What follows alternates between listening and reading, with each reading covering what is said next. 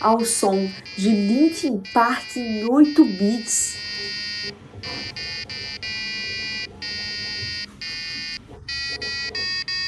Meu! Eu já escutei umas 50 vezes, mas é muito bom! Olá, bora passar uma tarde soldando junto comigo? Bom, recentemente eu desenvolvi e mandei fabricar um projeto e quando ele chegou aqui, eu comecei a produzir alguns vídeos pro Instagram pra ele e só hoje que eu me dei conta de que eu ainda não tinha compartilhado esse projeto com vocês aqui ainda. E ele é um projeto muito legal, que eu tô fazendo uns testes, eu tô ainda em processo de desenvolvimento dele, ele não tá 100% finalizado e se tudo der certo, esse projeto ele ainda vai virar um produto. Então eu aproveitei que hoje à tarde eu já tinha que fazer a solda de pelo menos uma unidade desse projeto aqui pra fazer alguns testes e que também eu andei adicionando algumas ferramentas novas aqui no meu processo de soldagem eletrônica e decidi te trazer um pouquinho aqui para minha rotina de soldagem eletrônica, para minha rotina de trabalho. Então, bora para a bancada?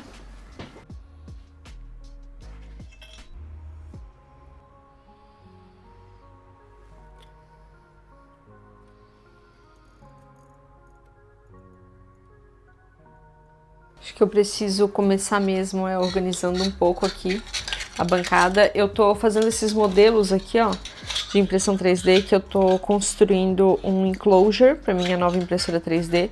Inclusive, deixa eu te trazer essa atualização. Essa daqui é a minha nova impressora 3D, é uma A1 Combo da Bambu Lab. E vocês sabem que antes eu estava com uma X1 Carbon aqui no Lab, que é aquela impressora da Bambu Lab que ela é toda fechada. Muitos de vocês me perguntaram onde é que foi a X1 Carbon e ela era uma impressora emprestada. Essa daqui é minha impressora mesmo e ela vai ficar aqui por muito tempo. Eu acho muito legal que ela tem esse AMS pra fora, dá um ar super tecnológico aqui. E aí eu tô fazendo essas peças que elas são pra fazer o encaixe da própria caixa de papelão da impressora 3D. No caso, elas estão aqui, ó, todas as folhas da caixa. Eu desmontei ela pra construir um enclosure pra minha impressora 3D usando a própria caixa de papelão dela. Não sei se isso vai dar certo, mas vamos tentar, né? Eu separei aqui os meus stencils porque eu tenho que fazer a limpeza de todos eles. Eu já vou deixar eles lá fora para realizar a limpeza ainda hoje. Com alguns pedaços de filamento aqui. Bom, então vamos lá. O projeto que eu vou soldar hoje, então, agora mostrando em detalhes, é esse daqui. Ele se chama Retro Blipper. O Retro Blipper é um projeto de caixinha musical nostálgica. Então a ideia é você conseguir gravar nessa plaquinha, que ela sim é um sistema embarcado, então tem um microcontrolador aqui. Então a ideia é você conseguir gravar uma música em 8 bits para tocar no buzzerzinho toda vez que você clica nesse botão central. Aqui na minha mão eu tenho a placa crua, então a gente vai fazer a soldagem eletrônica de todos os componentes.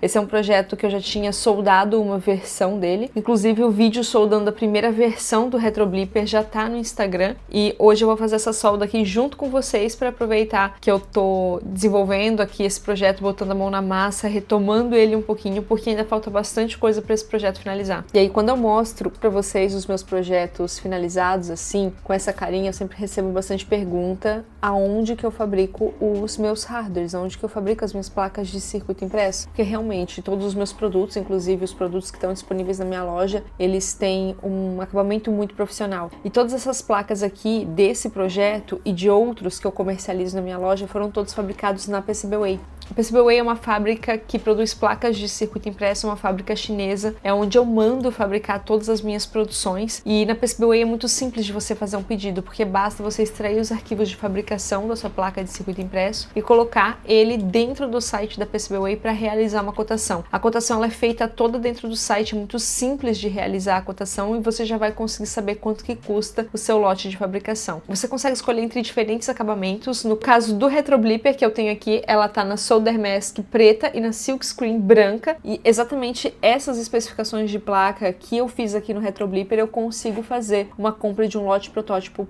por $5, 10 unidades. E vários dos meus produtos eu uso a PCBWay para fazer principalmente teste em mercado por conta disso, porque um lote protótipo custa apenas $5. Eu tô deixando o link da PCBWay aqui na descrição desse vídeo. Usando esse link você ganha $5 para sua primeira compra também. É um serviço que eu uso muito por aqui se você tá pensando em tirar os seus projetos do papel, profissionalizar um pouquinho mais a sua produção de hardware. A minha recomendação é você conhecer a PCBWay e fabricar suas placas lá. E agora, bora pra bancada.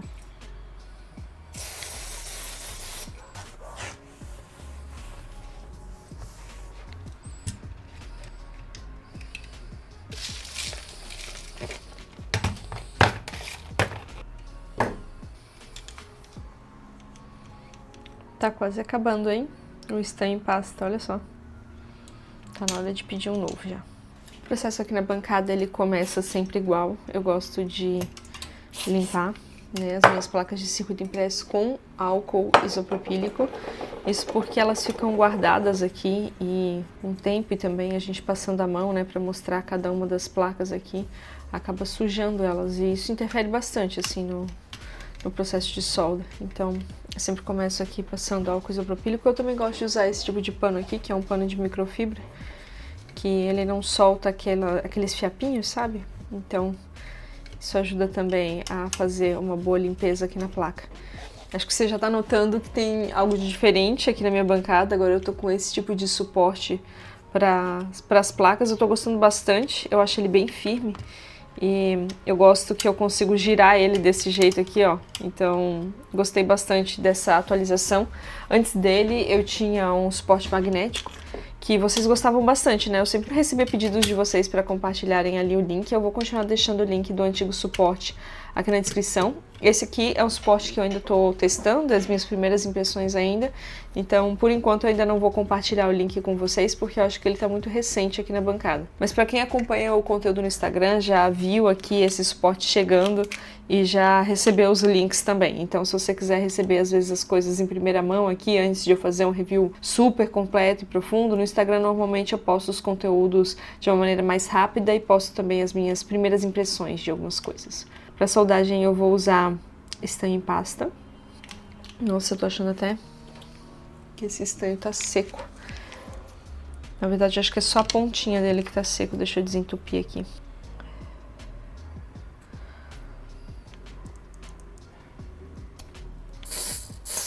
Aí, soltou. Tinha um tantinho de estanho preso ali, seco. Esse projeto aqui usa o microcontrolador Atine 402, e ele é um microcontrolador que ele tem pouca memória, assim, então para quem tá acostumado a usar microcontroladores um pouquinho mais parrudos, assim, para projetos, esse daqui ele acabou, pela primeira vez, assim, eu fiz um projetinho que acabou me limitando um pouquinho quanto a código. Mas também a parte de gravação de música, para gravar uma música aqui dentro, ela é uma música grande, né, é um arquivo grande, então isso também faz com que a memória do microcontrolador seja levada bem rápido, né?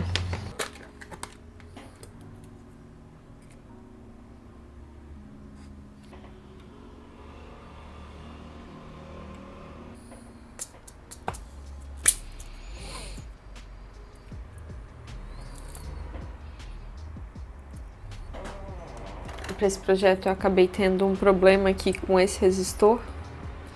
E, na verdade, não necessariamente eu preciso colocar ele, porque ele é um resistor que envolve a parte de gravação. Então, eu tô construindo um curto-circuito aqui, ó, colocando um pedacinho de uma perninha de um resistor, ó. Então, eu coloco ela aqui e eu soldo para ela realizar essa ligação. Poderia ser um resistor de 0 ohms também para fazer esse curto, mas eu não tenho. Bom, esses são os componentes SMD. Eu gosto de primeiro fazer a solda dos componentes pequenos, depois a bateria e depois os PTHs.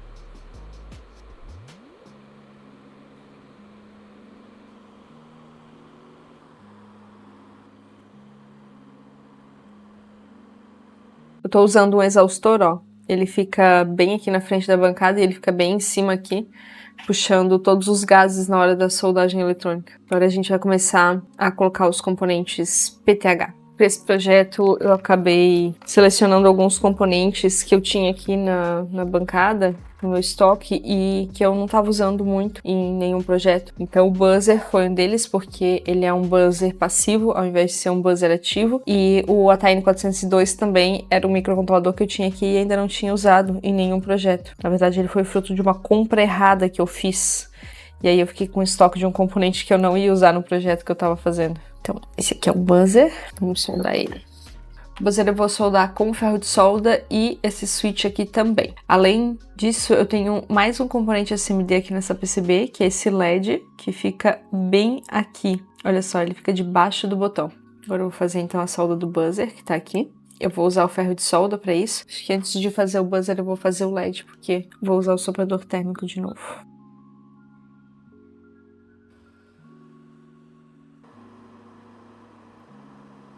Eu cometi o erro de ter deixado os pads do buzzer tão pequenininhos aqui. Eu acho que ficou bem difícil assim de fazer essa conexão. E tudo que dificulta na hora de soldar o projeto atrapalha na produção, né? Podia ter deixado um pouquinho maior, não ia atrapalhar o design. O switch, eu vou dar uma limpada nos pads antes, porque ele é reuso de um projeto anterior. Então, para me ajudar, eu vou passar um pouquinho de fluxo pastoso. Agora eu vou pro ferro de solda aqui. Acho que tá bom. Olha que bonitinho.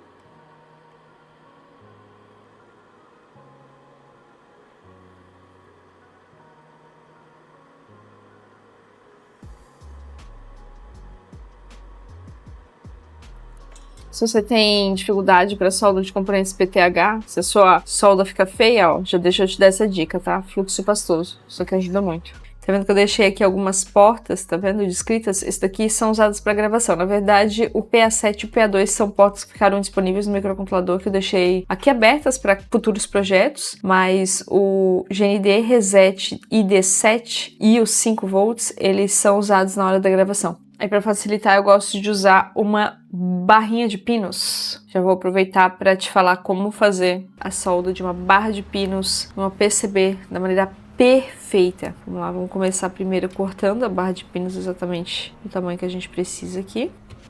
Uma caixa perfeita. Então tá vendo, ó, que quando a gente coloca a barra de pinos, ela já fica se mexendo um pouco, né? Então, para deixar ela no lugar na hora da solda, eu uso um pedacinho dessas fitas aqui, ó, fita crepe, tá vendo? Eu uso essa fita aqui porque ela é uma fita de papel, então ela não vai derreter na hora da solda. E também a cola dela é bem fraquinha, então ela não deixa melecado depois, sabe? Então eu venho aqui, ó, posiciono a barra de pinos no lugar, deixo aqui a minha fitinha segurando. Agora eu posso girar. Para uma solda perfeita, fluxo pastoso, né? Não pode faltar. E agora vem o segredinho da hora da solda. Eu vou começar a soldar da esquerda para a direita, porque eu fico com o ferro de solda na minha mão direita. Então olha só essa sequência, tá vendo que a ponteira do ferro, nessa posição aqui, ela sempre vai adicionar calor no próximo terminal. Se eu fizesse ao contrário, daqui para cá, quando eu fosse soldar esse segundo terminal, a probabilidade de ele juntar seria muito grande, porque já teria estanho nesse primeiro terminal aqui. Então vamos lá, ó. Com fluxo pastoso já na placa, eu venho aqui, adiciono calor e agora sim, um pouquinho de estanho nesse pad aqui. Olha só, tá vendo? Que perfeição.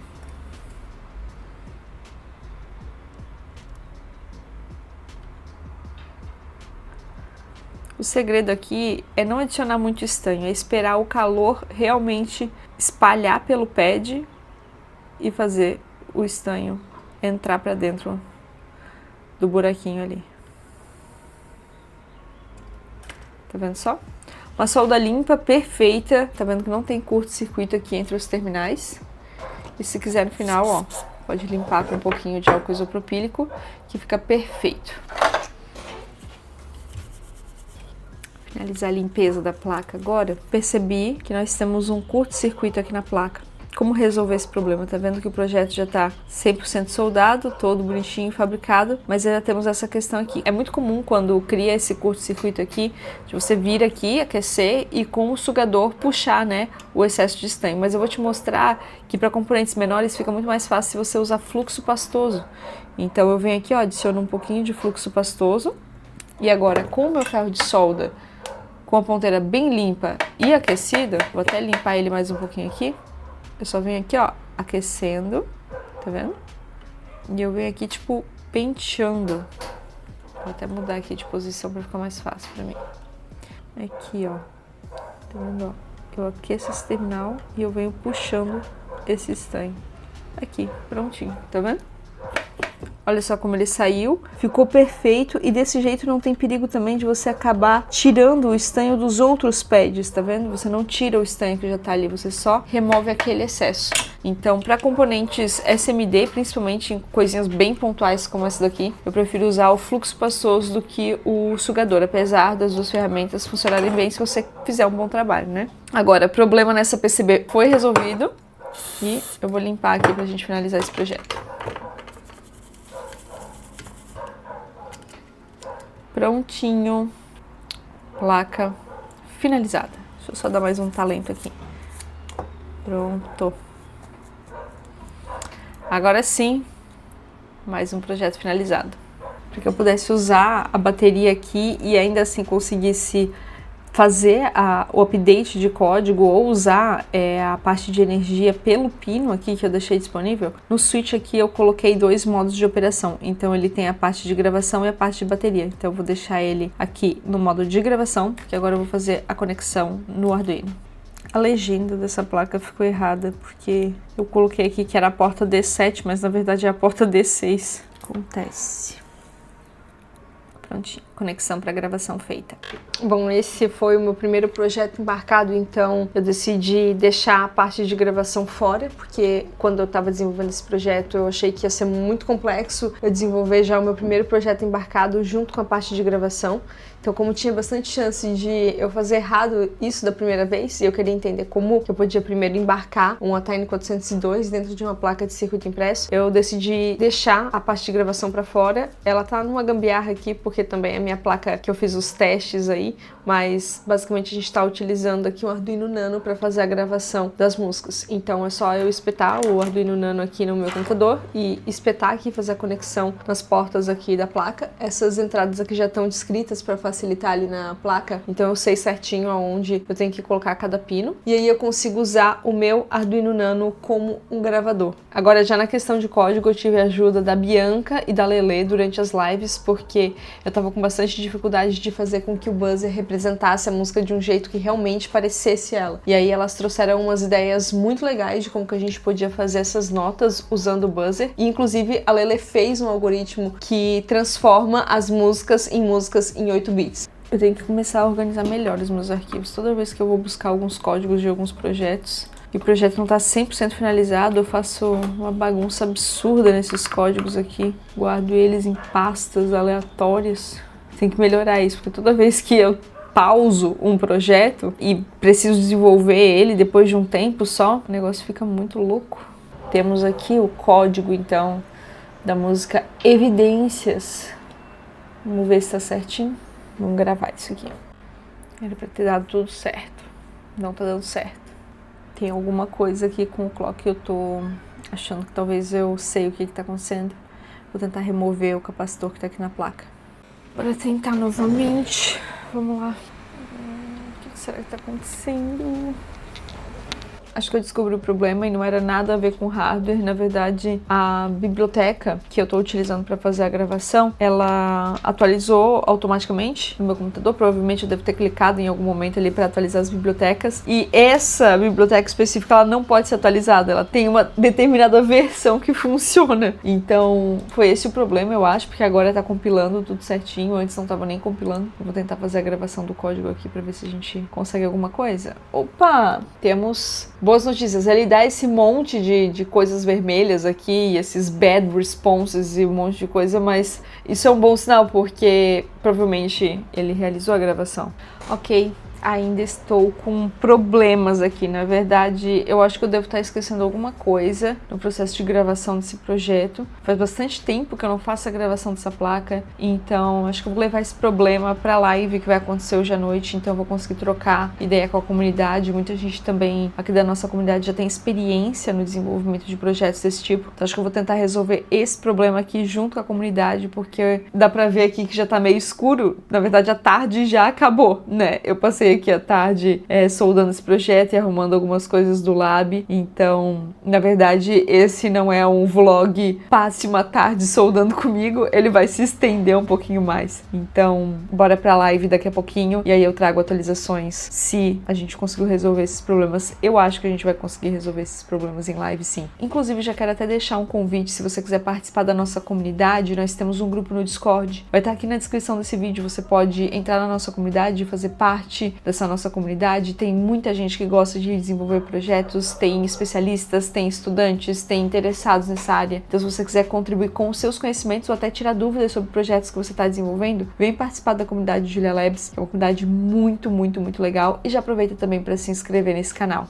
Então, eu fiz a live ontem à noite, conversei com a galera e, gente, foi impressionante que muito rápido eu consegui identificar o erro. Eu acho que realmente o que eu precisava era uma breve pausa no projeto para conseguir respirar um pouco, comer alguma coisa, tomar uma água e aí sim voltar com a cabeça renovada, porque eram 2 errinhos muito simples. O primeiro deles, que era um pouquinho mais difícil, porque para fazer a gravação do microcontrolador, eu uso uma biblioteca que tem aqui os modelinhos das placas, né? E ela tava atualizada. E esse que é o problema, porque o software de gravação, ele meio que foi descontinuado e parou de funcionar com as novas versões dessa biblioteca. Então eu tive que dar um downgrade ali na biblioteca para que ele pudesse funcionar da maneira correta a gravação. Então isso foi um probleminha porque provavelmente em algum momento, quando eu abri a minha ideia do Arduino, eu só pedi para ele atualizar ali automaticamente as bibliotecas e não lembrei que existia essa biblioteca em específico para esse projeto, que ela não podia ser atualizada. Então, isso é algo que eu tinha deixado passar e esquecido, acabei relembrando. E o outro problema é que eu fiquei um tempão batendo e um tempão não conseguindo gravar é porque eu só tava escolhendo a placa errada. Então, depois que eu fiz toda a configuração, eu tava escolhendo um modelo de Atine diferente do que eu precisava. Em vez de utilizar o Atine 02, que é o que eu tô usando aqui, eu tava utilizando o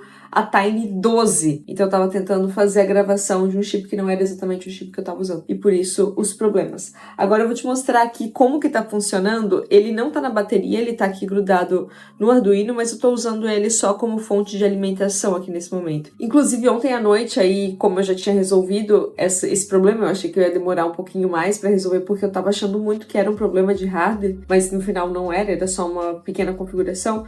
Então a gente acabou aproveitando para explorar um pouquinho mais a parte musical, que já tinham algumas coisas sendo contribuídas pela comunidade. A Lele, que faz muitos anos que acompanha os conteúdos aqui da nossa comunidade, que é bem ativa na nossa comunidade, na verdade, ela fez um softwarezinho pra gente conseguir transformar as músicas em músicas para o buzzer. Esse buzzer que eu tô usando aqui, como eu falei pra vocês, ele é um buzzer passivo e a gente utiliza uma biblioteca para que ele consiga trazer ali tons bem certinhos das músicas, e ela fez todo um programinha ali para conseguir pegar praticamente qualquer música e transformar nesse tom aqui do buzzer. Então ficou super legal, super profissional, e a gente conseguiu brincar com umas músicas muito diferentes. Olha só essa música aqui que foi gravada, gente.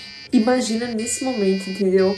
Gara versus Rock Lee ao som de Linkin Park em 8 bits.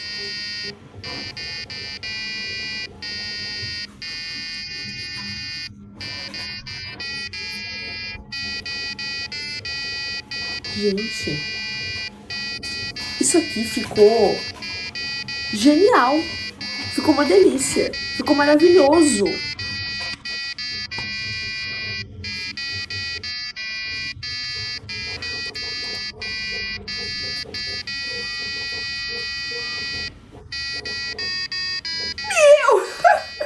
Eu já escutei mais 50 vezes, mas é muito bom.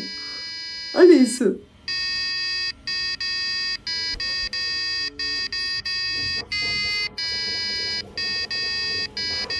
Gente, sério, é assim que eu encerro esse vídeo, tá? Com esse grande sucesso que é o Retro Blipper. Esse projeto tá muito legal.